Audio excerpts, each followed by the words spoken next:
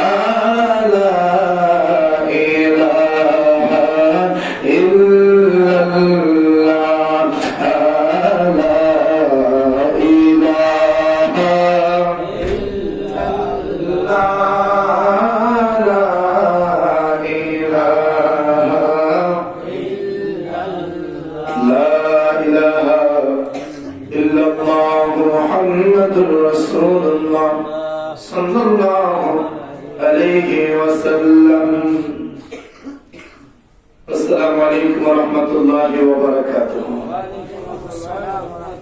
শুকরিয়া দান মহব্বতের আওয়াজে জবান খুলে পড়ি আলহামদুলিল্লাহ। কামকাজের দিন, ব্যস্ততার দিন, অনেকেই এখন কাজে কর্মে আছে। অনুরোধ করব ঘন্টা দেড় ঘন্টা সময়ের জন্য কাজ থেকে বিরত হন। জুমার দিন আল্লাহ বলেন ইয়া আইয়ুহাল্লাযীনা আমানু ইযা নুদিয়া লিস-সালাতি মিন ইয়াউমিল জুমআতি ফাসআউ ইলা যিকরিল্লাহ ওয়া যারুল বাই'। আল্লাহ বলেন ঈমানদাররা, ও আমার ঈমানদারগণ, ইযা নুদিয়া লিস-সালাতি, যখন তোমাদেরকে নামাজের জন্য আহ্বান করা হবে, জুমার নামাজের জন্য আহ্বান করা হবে, ফাসআউ ইলা যিকরিল্লাহ, তোমরা ফিরে আসো আল্লাহর জিকিরের দিকে, আল্লাহর জিকির দিকে তোমরা ধাবিত হও। ওয়াসআউ ইলা যিকরিল্লাহ ওয়া যারুল বাই', যদি ব্যবসায়ী থেকে থাকো ব্যবসা বন্ধ করে দাও। আল্লাহ বলেন রিজিকের তালাশে যদি থেকে থাকো, জুমার আযান করছে বন্ধ করে দাও। ব্যবসায় আছো, জুমার আযান করছে বন্ধ করে দাও। চাকরিতে আছো, চাকরিতে তুমি আছো, জুমার আযান হয়ে গেছে, চাকরি থেকে তুমি ছুটি নাও। মানে কথা হলো জুমার আযান হয়ে যাওয়ার পর কোন মুসলমান ঈমানদার ব্যবসা বাণিজ্যে, বাড়ি ঘরে, কাজে কর্মে থাকার কোনো বিধান নাই। যদি সে পরাধীন হয়, যদি সে অসুস্থ হয়, যদি সে মুসাফির হয়, যদি সে তার যে কোনো রুখসত থাকে, অসুস্থতা থাকে, তাহলে সে জুমায় আসতে হবে না। এর যারা সুস্থ, মুকিম, স্বাধীন প্রত্যেকটা প্রাপ্ত বয়স্ক মুসলমানের উপর জুমার নামাজকে আল্লাহ ফরজ করেছেন। এই জুমার আযান হয়ে গেলে সব কাজ বিরতি দিতে হয়। এই জন্য অনুরোধ করবো আল্লাহর কোরআনের দিকে আপনি চলে আসুন, আল্লাহর কোরআনের হুকুম মান্য করে মসজিদে চলে আসুন।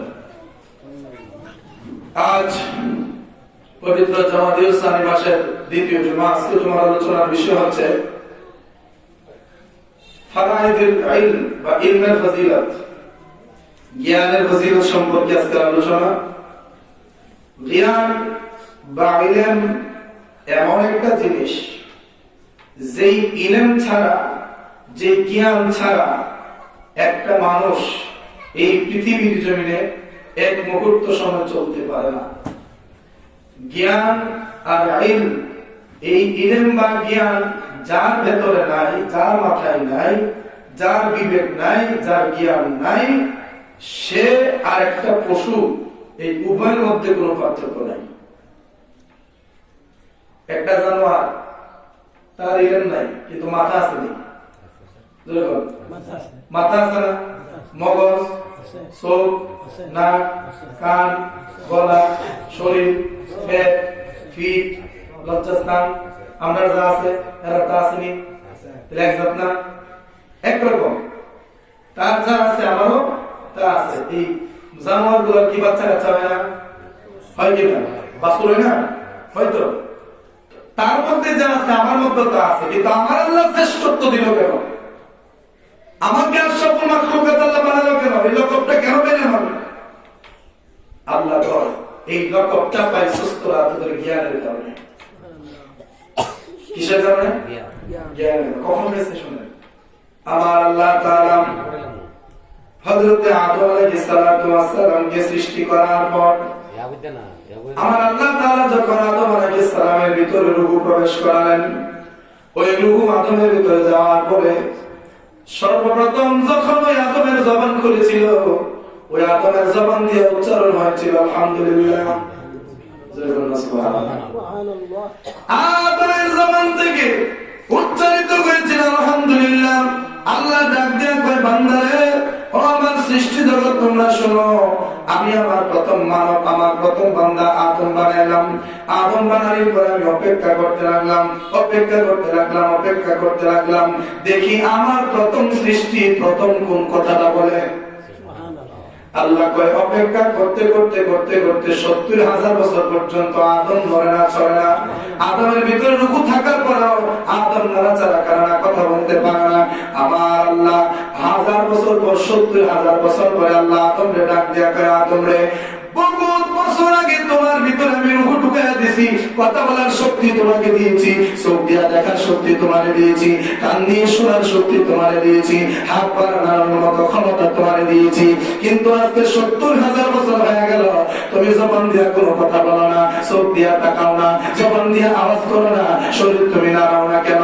আল্লাহ আদম আল্লাহরে ডাক দিয়া কইলো, রব্বুল আলামিন শোনো, ও রব্বুল আলামিন, আমাকে তুমি রূহ দিয়েছো, কথা বলার ক্ষমতা দিয়েছো, নড়াচড়া করার ক্ষমতা দিয়েছো, আমাকে চোখ মেলা দেখার ক্ষমতা দিয়েছো।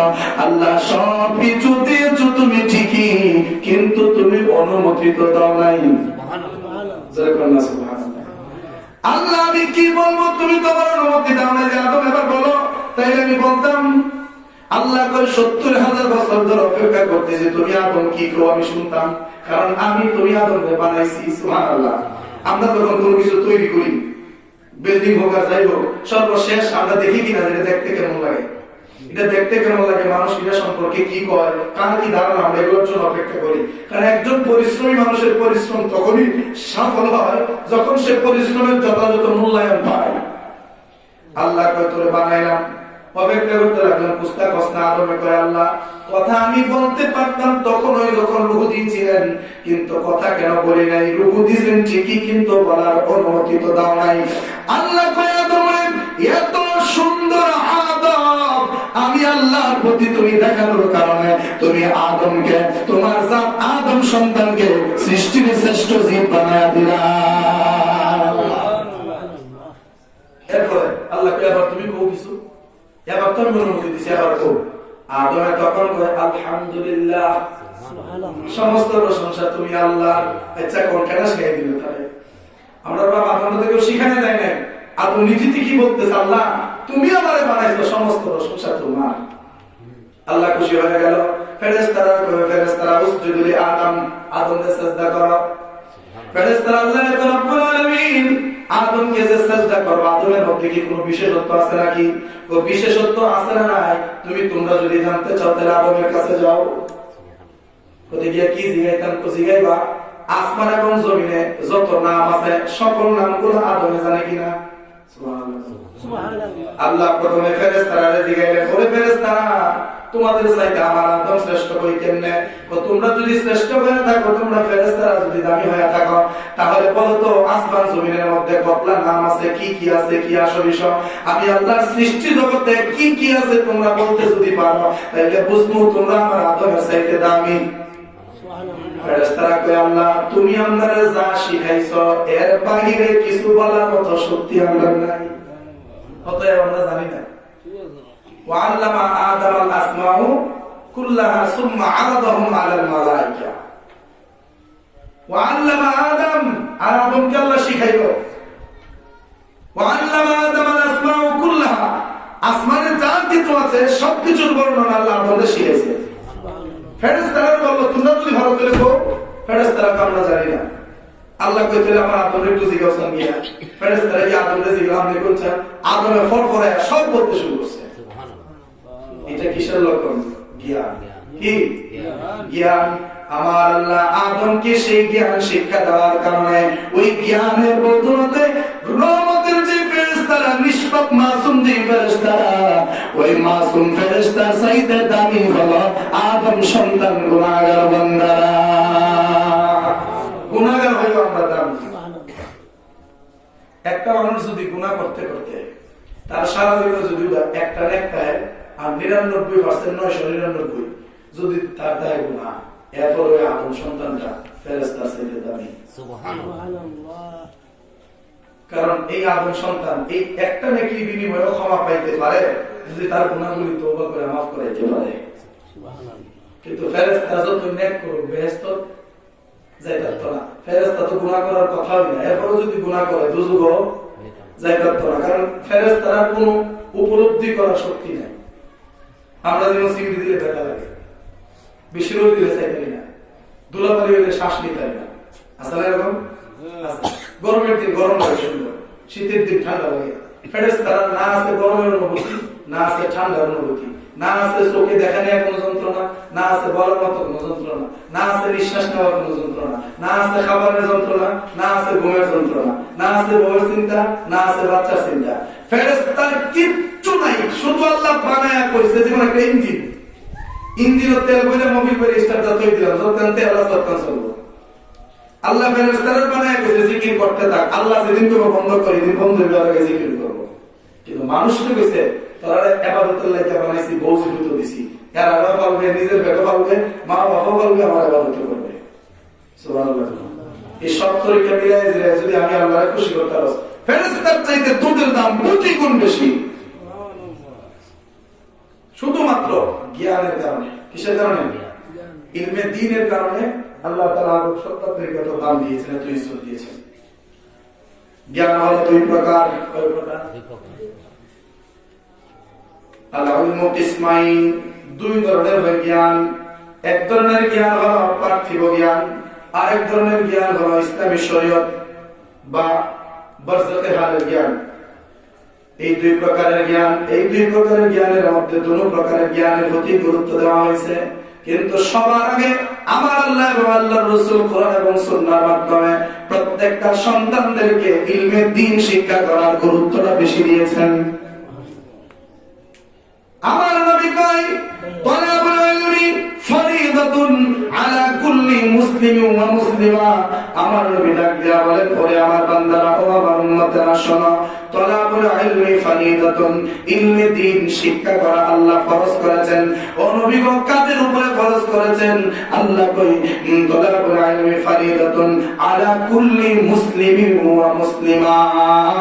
আল্লাহ নবী কয় ইলমে দ্বীন শিক্ষা করা ফরজ করা হয়েছে তোমাদের মধ্যে যারা পুরুষ তাদের উপরে, তোমাদের মধ্যে যারা মহিলা তাদের উপরে, নারী পুরুষ উভয়ের উপরে ইলমে দ্বীন শরীয়তের জ্ঞান শিক্ষা করা আমার আল্লাহ ফরজ করে দিয়েছেন।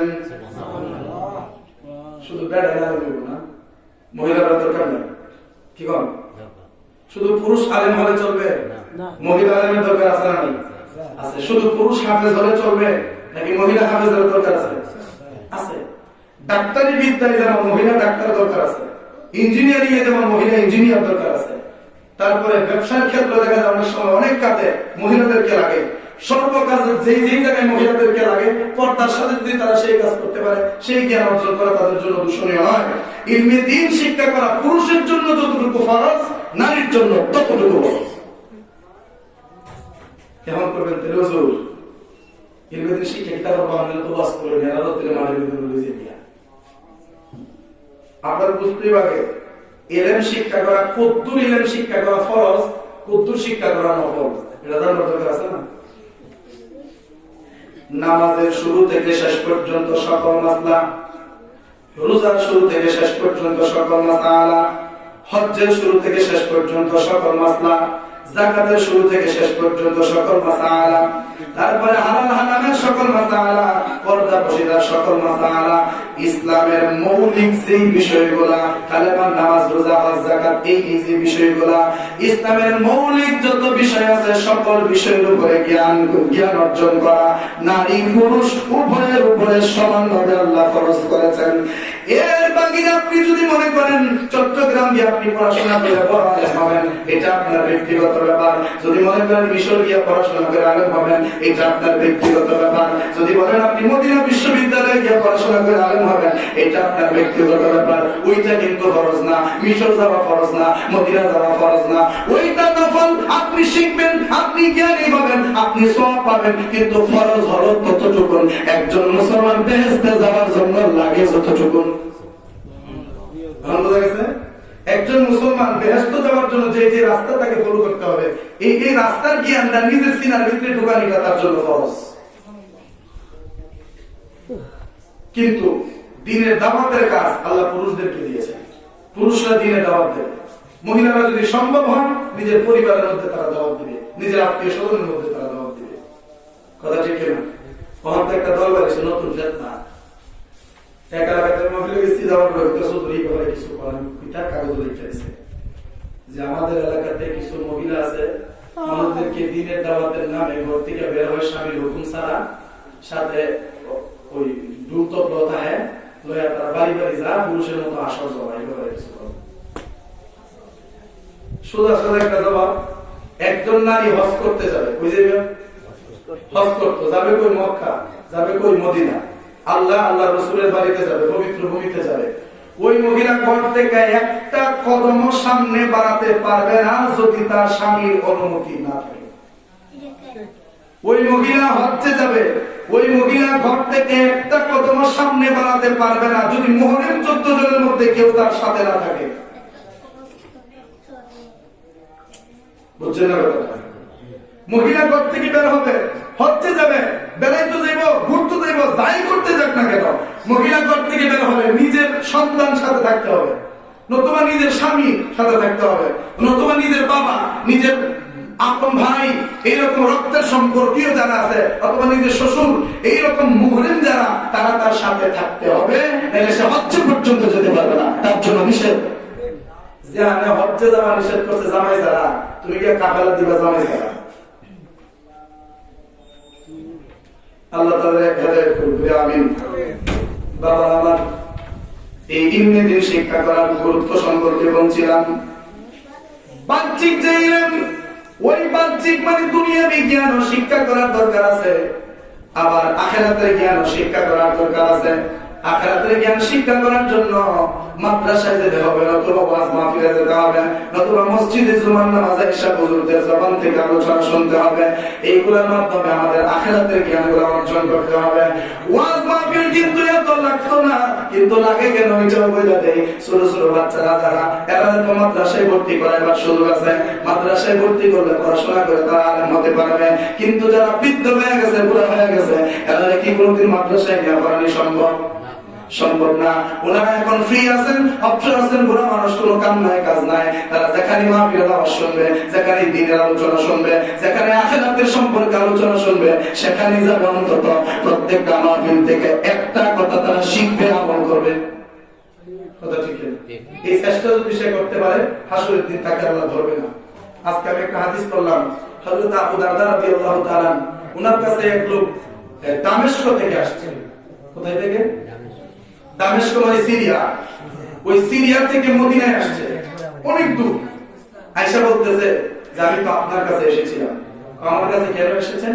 আমি খবর পেয়েছি আপনি দয়াল নবীর কাছ থেকে একটা হাদিস শুনছেন, এই হাদিসটা শিখতে পারছি।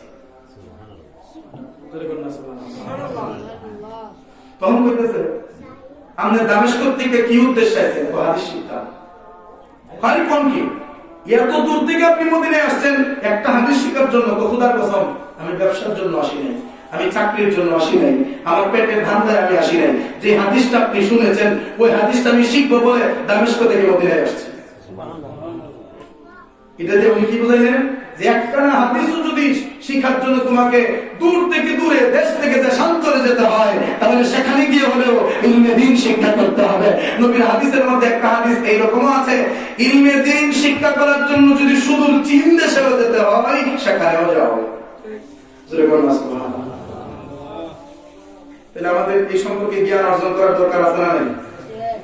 অনেকের ব্রেইনে ধরে, অনেকের ব্রেইনে ধরে না।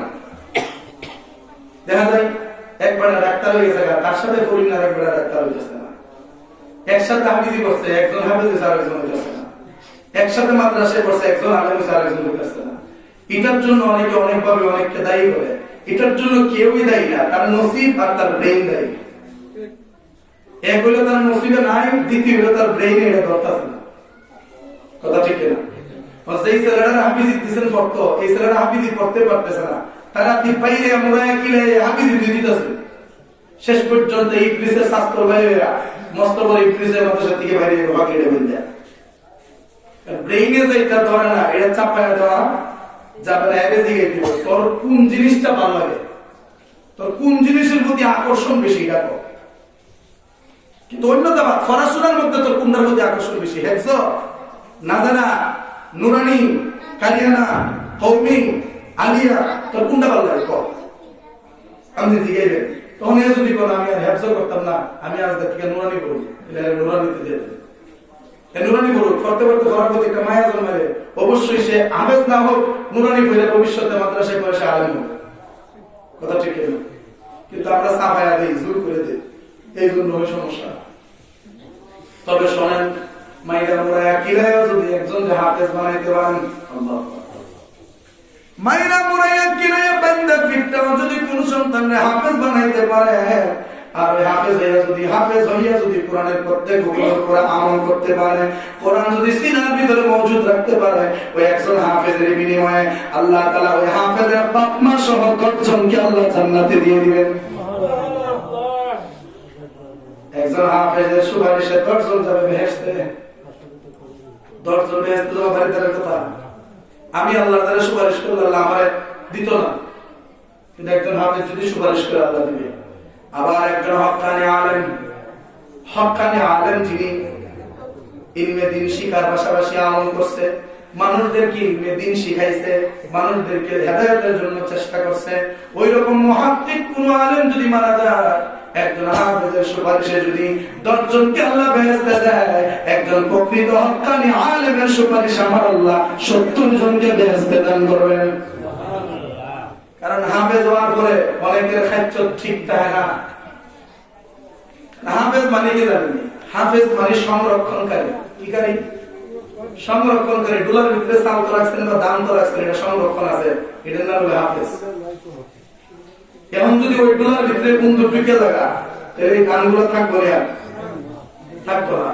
তো একজন হাফেজের সিনার ভিতরে 30 পারা কোরআন আছে, যদি এর ভিতরে কোন রকম শতান ভিক্ষা দিতে লাগা, 30 পারা কোরআনে 32 পারা পায় বাদ করে দিব। মানে হাফেজ হলেই সে বেহেশতে যাবে, এটার কোনো গ্যারান্টি নেই। হাফেজ হওয়ার পরে সে হারামকে হারাম জানতে হবে, হারামকে হারাম জানতে হবে, কোরআনের বিধান থেকে মানতে হবে। হাফেজ হওয়ার পরেও যদি ওই হাফেজ সাহেব বেবিচার করে, বেহেশতে দেব? হাফেজ হওয়ার পরেও যদি ওই হাফেজ সাহেব সুদ খায়, বেহেশতে দেব? তার মানে হাফেজ হলেই বেহেশতি না। হাফেজ হওয়ার পরে যদি ধরে রাখতে পারে তার সে হাফেজের আমল, তাহলে সে বেহেশতে যাবে। শুধু সে না, 10টা লয়ে দিব।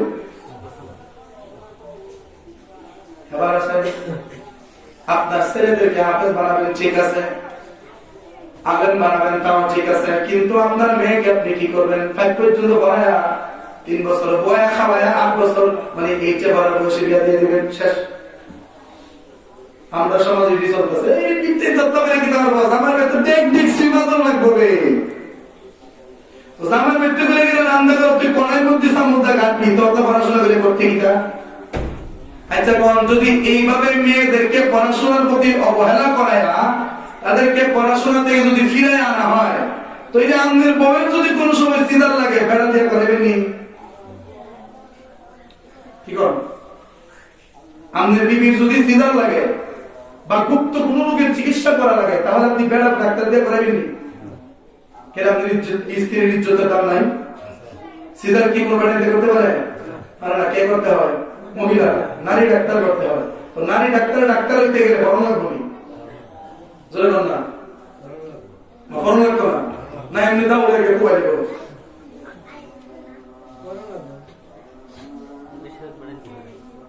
মনে রাখেন, যারা অরিজিনালি ডাক্তার, এরা সিজারের অভিজ্ঞতা যত, এর চেয়ে বেশি অভিজ্ঞতা আছে এর দ্বারা সার্ভিসটাই নাক পাওয়া যায়। এর মানে নার্স ডাক্তারের যে ওই সাকু ডাক গায়ে দেয়, এই ডাক গায়ে দেয়, এই ডাক গায়ে দেয়, এর অভিজ্ঞতা ডাক্তারের থেকে বেশি। কারণ ডাক্তার তো ফাঁকে ফাঁকে একটা সিজার করে, আর এর নার্স হিসেবে প্রত্যেক ডাক্তারের সাথে দাম লাগে। এর অভিজ্ঞতা বেশি থাকার পরেও তার দ্বারা কেউ সিজার করাবে না। কাটা সিজার করলে যদি সিজার হয় তাহলে আমার মতো কাটুন না কেউ নাই, কুবায় হানামান হইলেন। হ্যাঁ, ডাক্তার মানে ডাক্তার মানে না, নার্স নার্সই, ডাক্তার ডাক্তারই। তো ওই ডাক্তার বানাইতে গেলে আপনার মেয়েকে পর্দার সাথে পড়ানো দরকার আছে না?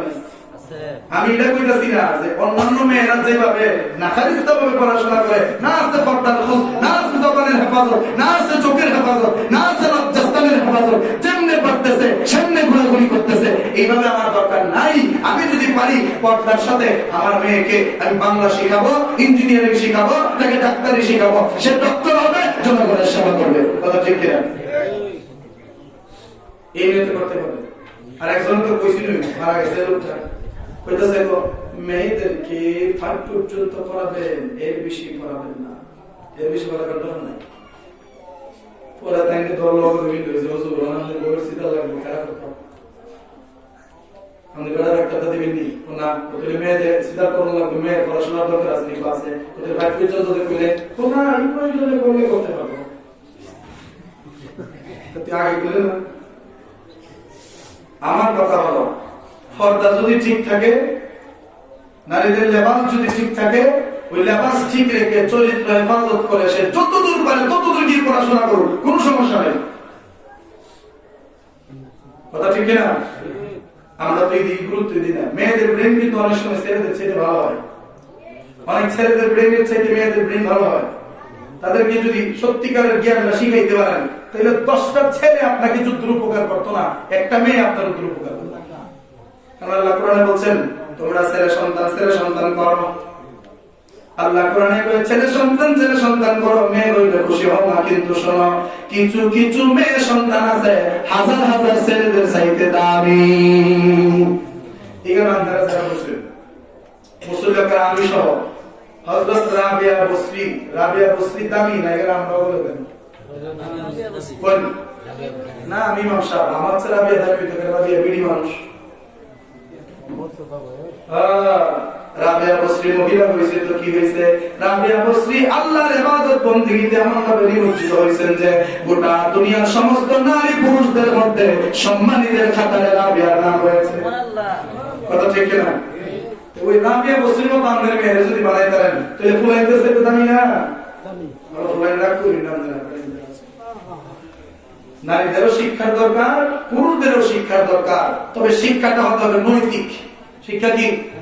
নৈতিক, অনৈতিক নয়। বর্তমানে স্কুল কলেজে অনৈতিক বিষয় শিক্ষা দেওয়া হয়। নামি দামি কলেজ, সেই কলেজের অডিটোরিয়ামে সুপার মানে প্রিন্সিপাল উপস্থিত, এই প্রিন্সিপালকে উপস্থিত রেখে পবিত্র ভূমিতে পবিত্র ক্লাসরুমে ঢুকে নারী এবং পুরুষের নৃত্য পরিদর্শন করেছে। এইরকম নজির আছে না নাই? হেডমাস্টাররা বই দিছে টেঙ্গের বেটেন তুইলা, আর তাইরে ছাত্রী নাচতেছে, জিয়ে নাচে রবেতে। নাউজুবিল্লাহ কইতেন না। প্রত্যেকটা শিক্ষকের কাছে ছাত্রী হচ্ছে মেয়েদের মতো, মানে মেয়ের মতো, নিজের মেয়ের মতো, আর ছেলেরা হচ্ছে নিজের ছেলের মতো। যেমন আমার যত উস্তাদ আছে বয়সে কম, মানে বয়স যদি হিসাব করেন তাহলে আমার 2-3 বছরের পরে এরকম উস্তাদ আমার আছে, কিন্তু তারা যখন আমার রায় বাজান দেয় আমি ওদের বাজান নেই। কারণ শিক্ষক ছাত্রীর সম্পর্ক হবে বাবা ছেলে বা মা মেয়ের মতো এরকম। কিন্তু তুমি যে বয়ে বয়ে নাচ দেখতেছো, নাচতেছো তো তোমার মেয়ে আর তোমার ছেলে আর মেয়ে নাচে বাপে ভয়ে দেওয়া, এই জাতের বাপের কোনো দরকার আছে? এটা নৈতিক শিক্ষা। এগুলোর থেকে আল্লাহ তাআলা হেফাজত করে বলে আমিন। স্কুল কলেজে আগের মতো সেই রকম সুনিপুণ শিক্ষা নাই, সুনিপুণ শিক্ষক বর্তমানে খুব কম। শিক্ষকও চেষ্টা করে কেমনে ক্লাস ফাঁকি দেওয়া যায়, ছাত্রও চেষ্টা করে কেমনে খেতে বাইরে আম যায়। শিক্ষকের কথা আইজরা খাতা যদি আমার আইজরা উঠতে থাকা, এরপর আমি আসমানা পাই আর জমিনে পাই, বেতন মাসে চাইব। কথা ঠিক কিনা? এইভাবে চলতেছে সরকারি প্রতিষ্ঠানগুলো। নিজের দায়িত্ব নিয়ে নিজে চলে না তো। দেশের জন্য আমি যদি জীবন দেয় কিরা বলব? দেশের মূল পয়েন্টে দুর্নীতিবাদ ভয় রাখছেন। যাদের হাতের কলমের মধ্যে আমাদের ভাগ্য, বুঝছেন না? ভাগ্য তো আল্লাহ পরিবর্তন করে, কিন্তু কারো না কারো মাধ্যমে তো করে। তো তো যাদের কলমের ওই যে নিপে মাথায়, কলমের মাথায় আমাদের ভাগ্য, একটা সিগনেচার দিলে জনগণ এই বিপদ থেকে মুক্তি পেতে পারে, একটা সিগনেচার না দিলে জনগণ এই বিপদ থেকে মুক্তি পাবে না। ওই জায়গায় বসে দুজন দুর্নীতিবাজ 5 লাখ 10 লাখ ঘুষ খাইয়া সিগনেচার বন্ধ করে দিয়ে জনগণকে বলাইতে 5 বছরের বিপদে। এরকম হয় কিনা? আমি চিল্লে মরে খেতে, আমি মরে গেলে কুত্তার মতোই ওইটা, মানে কুত্তা যেমনি মরে আমরা মরে যাবো, কোনো দাম থাকতো না। এক বিড়ি 8টা কুত্তার বাচ্চা মারছে, বিড়ি পুলিশ চলে গেছে। আর আরেক বেড়া আমার ভাই রইসুদ্দিনকে মারছে প্রকাশ্যে, ওই লোকটার এখনো যাই ভালো না। হাজার হাজার মানুষ মেরে লাইতেছে, মাগার বিচার নাই, পুলিশে ধরেও না, মামলা নেওই না। আর কুত্তার বাচ্চা মারছে 8টা বিড়ি রেখে হাতে ধরে আছে। এতে বোঝা গেল দেশটা এমন এক পরিস্থিতি দিকে দাঁড়াইছে, একটা কুত্তার জীবনের দাম আছে, একটা মানুষের জীবনের কোনো দাম নাই। এই দেশ সঙ্গে কি পাইবেন, কি আশা করেন? বাবা আমার কথা শেষের দিকে, তাহলে ইলমে দ্বীন এবং পার্থিব জ্ঞান, এই দুনিয়ার জ্ঞান ও শিক্ষা করা জরুরি, এমনকি আখিরাতের জ্ঞান ও শিক্ষা করা আমাদের জন্য জরুরি। তবে সবার আগে ফরজ হলো একজন সন্তানকে আলেম বানানোর না বানান, হাফেজ বানানোর না বানান, কারি সাহেব বানানোর না বানান, আপনি একজন বুজুর্গ বানানোর না বানান, আপনি বাবা মা হিসাবে একজন সন্তানের প্রতি আপনার যে দায়িত্ব সেটা হলো ওই সন্তানকে 30 পারা কোরআন শেখানো, ওই সন্তানকে আরবি রিডিং শেখানো, ওই সন্তানকে কালেমায়ে তাইয়্যিবা কালেমায়ে শাহাদাত শেখানো, নামাজ রোজা হজ যাকাতের মাসালাগুলো শেখানো, যেগুলো ছোটবেলায় মক্তবের মধ্যে শেখানো হয়, ওই সমস্ত জ্ঞানগুলো প্রত্যেকটা সন্তানকে শেখানো প্রত্যেকটা মা বাবার উপরে সবার আগে দায়িত্ব।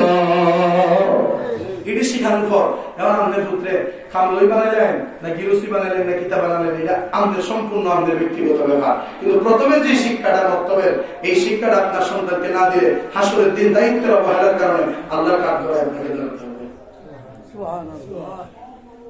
তাহলে বলেন আমাদের সন্তানদেরকে ভালো একজন সন্তান বানানোর দরকার আছে না?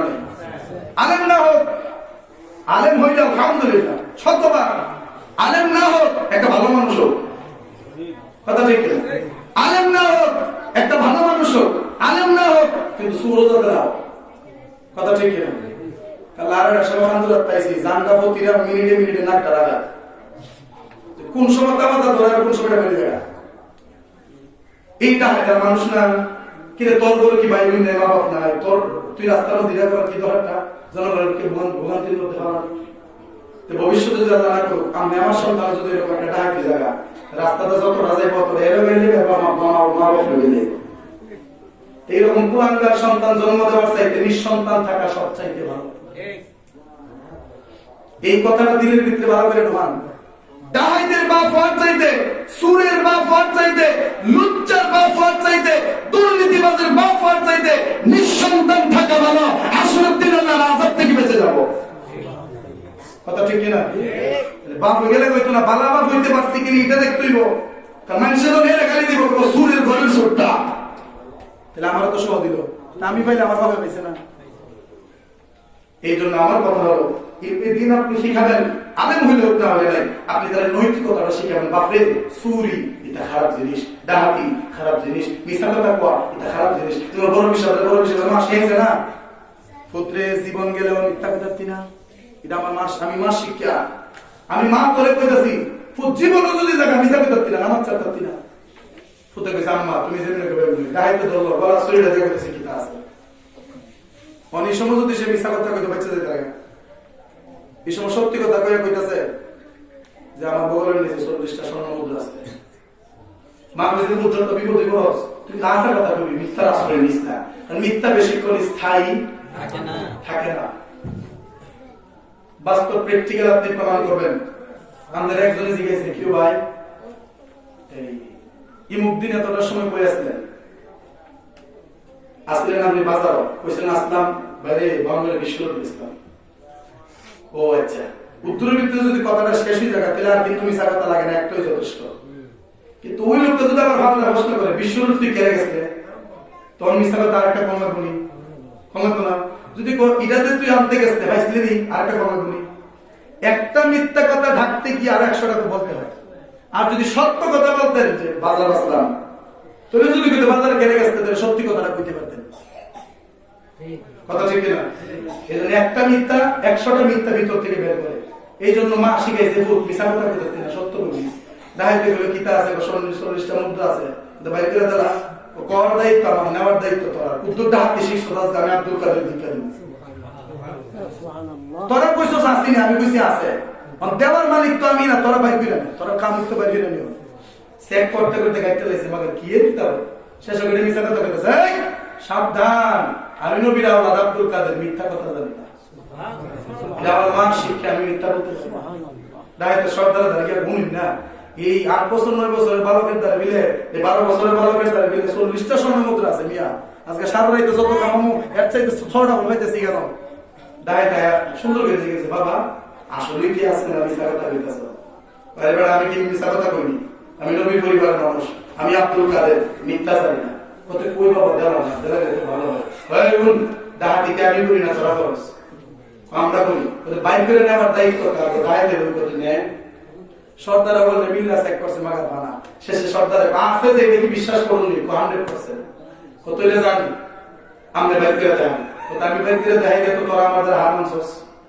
তোরা পাইছস না মানে আমি বাইরে দিতাম, তা আমাদের হার মানছস। হার মানলে তো কিছু না কিছু করা লাগে, কি করবি ক? আপনি যেমনি করবেন এমনি। আপনি আমার যেমনি করবেন আমি এমনি মানতে রাজি। কারণ আমি সারা জীবন যত চুরি ডাকাতি করছি এইরকম মক্কেল কোনোদিন হয়নি। আজকে এমন এক জাতের এত করছি, আজকে হয়তো আমার শুধু হইতে বলে গেছি চিরজীবনের জন্য আমার মরতেইব।